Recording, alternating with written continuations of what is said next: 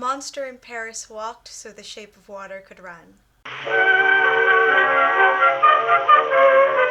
Happy Halloween and welcome back to my channel. If you are a subscriber, hello, welcome, thank you for the support, I really appreciate it. If you are new here, hello, welcome. My name is Marie and I hope you enjoyed today's video and maybe subscribe. As promised, I am kicking off an entire month of spooky themed videos. And today I want to kick it off with one of my favorite Halloween time movies, A Monster in Paris. A Monster in Paris is a great Halloween movie for the entire family, so if you're really not into gore or blood or have little ones around the house, A Monster in Paris is great for all of you. So before we begin, I just want to say that I'm going to be using screenshots of the film as opposed to actual video because I really don't want to get copyrighted. I am a tiny channel right now and I really don't want to do anything that might anger the YouTube gods. While I won't be showing video clips of the film, it is free to watch on Tubi. Let's get started. So what exactly is A Monster in Paris? Along with being a literal underrated masterpiece, it is a French animated film directed by Bibo Bergeron, and it is heavily, and I mean heavily, inspired by Gaston Leroux's Phantom of the Opera. In fact, it's so inspired that one of the main characters is literally named Raoul, and he is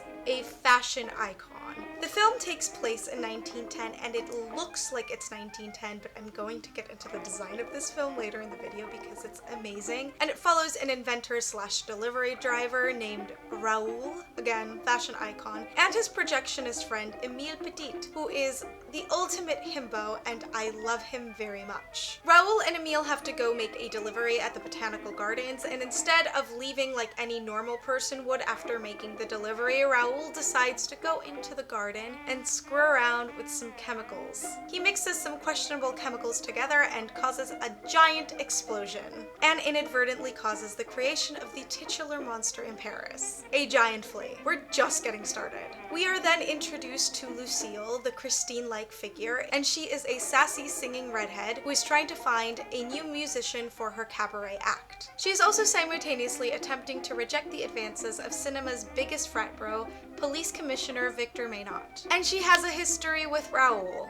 So you can kind of guess who she might maybe end up with. I don't know. You'll just have to watch the movie. Lucille finds the giant flea outside of her cabaret after he sings a heartbreaking melody, and she's a little bit scared of him at first, but then she realizes, hey, he's actually harmless and he has a beautiful voice, so I could make him a part of my cabaret act. So that's exactly what she does. Of course she has to disguise him, and her disguise includes a very familiar mask. I wonder what other French monster wore a mask like this. And she names him Fin Cœur, which means honest heart. And that's actually a really pretty name. A little on the nose, but I really like it. Of course, Monsieur Maynot hears about this giant flea who has been terrorizing people. That is to say, the poor flea has just been showing his face and people freak out. So he decides that he's going to get to the bottom of this because he wants to save the town, become mayor, and get Lucille. Beneath the main plot, you have a B story involving Raoul and Lucille and Emile and his sweetheart Maud, and it's all very cute. And I'm not going to get into the rest of the film because then we're going to get into spoilers, but really, I cannot recommend this enough because the plot is just so lovely to watch. It's not difficult to follow, and it's something I definitely like to put on after a long week's worth of college homework. So let's talk design of the film because I'm so in love with the design of this film. I know CGI can be tricky to say the least, but I think they did really well with this film. The characters all are very distinct. Each character has a different body type, a different face. You can compare Lucille and Maud's faces and they look nothing alike. And it's not just hair color, it's literally their facial structure as well. Same with Raoul and Emile and Monsieur Maynot. The artwork in the film is also so reminiscent of La Belle Époque and Munch's paintings. As you can see, I am a big fan of Munch. I have his work on my wall, and I also have an art book that I found at a thrift store. But as you can see in this example, Munch and La Belle Époque are so beautifully represented in this piece of art that is supposed to be a poster for Lucille. Even the background characters all have their distinct looks and personalities, And these are just tiny, tiny details, but as they say, the devil really is in the details, and that's what creates this world of 1910 Paris that you just become immersed in. And I want to talk about Immersion and the opening scene of this film because I think it's a wonderful example of what I'm trying to convey. So the film opens with actual news footage of the Paris floodings of 1910, which play a role in the plot, by the way, later on. Following the newsreel footage, you get a dream sequence. It is of Emile, who dreams of being a famous cinematographer and director one day, and his sweetheart Maud, and they're just having a nice day at the park, rolling by, and they see a crocodile, I believe, or an alligator, and everything's going swimmingly until the alligator/crocodile decides to attack, and he turns out to be a dragon. And I love it because it throws you right into this kind of weird, quirky world of what a monster in Paris is. It is just such a lovely, well-executed scene. It really cements Emile as a character, and it shows you a glimpse of who Maud is as a character as well. Speaking of characters, let's talk about the characters and how iconic they are. You know, I could gush about Emile all day, but I'm not going to. I'm going to speak about Lucille. I love that even though Lucille is an ingenue, she's a spitfire. She really doesn't back down to Raoul, who's also a spitfire, and they're both these two very stubborn people who clash heads together, which is what makes their chemistry work so well. I feel in a lot of animated films you have characters who are complete opposites, and they are attracted to one another, and that happens in real life, but I want to see two characters who are so similar and so stubborn and butt heads, and I love that Lucille and Raoul are literally that. I really love Maud. That might be because she's also a pale hazel-eyed brunette like I am, and she's a minor character, but I think she's just so sweet and such a cinnamon roll, and she's so lovely to Emile, and it just makes their entire relationship so sweet, and it blossoms so beautifully. But I do want to talk about Police Commissioner Victor Maynard,